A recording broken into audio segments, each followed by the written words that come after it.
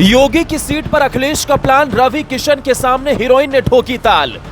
लापता गंज की हीरोइन को मिला टिकट, एसपी या बीजेपी, किस पर छाया संकट। रातों रात योगी ने कर ली स्पेशल तैयारी, अब की बार गोरखपुर से विपक्ष की हार करारी।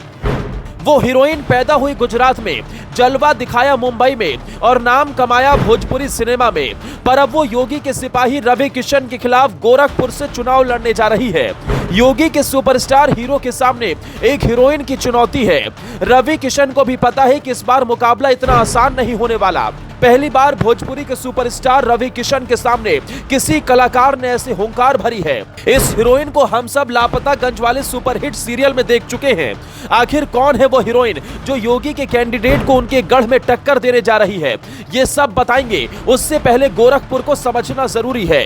गोरखपुर, ये नाम सुनते ही अपने आप योगी आदित्यनाथ का चेहरा सामने आ जाता है, क्योंकि 20 साल तक वो यहीं से सांसद थे और जिस गोरखनाथ मंदिर के भक्त देश विदेश में फैले हैं, वो यहीं के महंत हैं। देश की सियासत में योगी का कद आज इतना बड़ा हुआ है तो इसमें मठ और मंदिर का बहुत बड़ा योगदान है और इस बात को विपक्ष भी समझता है। इसीलिए इस बार के लोकसभा चुनाव में योगी आदित्यनाथ की सीट कही जाने वाली गोरखपुर में अखिलेश यादव ने बहुत बड़ा दांव चल दिया है।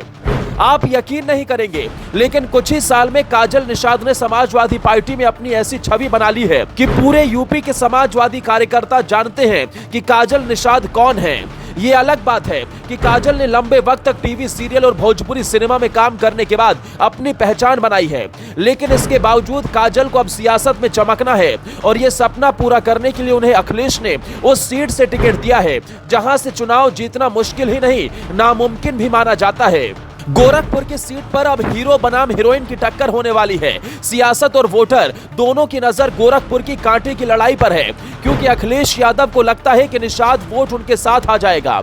वही निषाद वोट जो अपने दम पर गोरखपुर में सांसद तय करने की कुव्वत रखता है।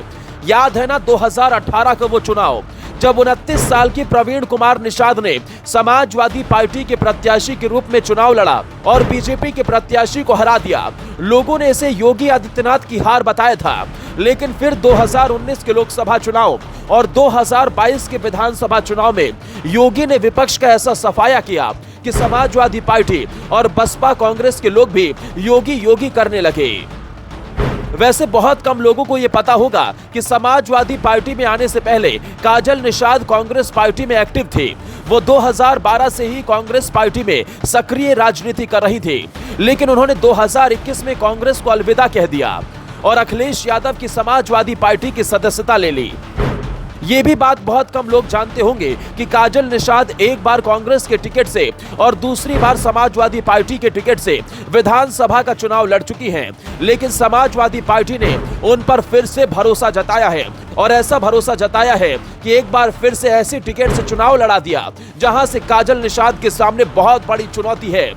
ये जीत और हार न सिर्फ एक राज्य की सियासत को तय कर सकती है, बल्कि पूरे देश की सियासत पर भी एक बहुत बड़ा असर डाल सकती है। लेकिन काजल निषाद की राह बिल्कुल भी आसान नहीं होने वाली, क्योंकि गोरखपुर से बीजेपी के अलावा किसी दूसरे पार्टी के कैंडिडेट का जीतना नामुमकिन सा है।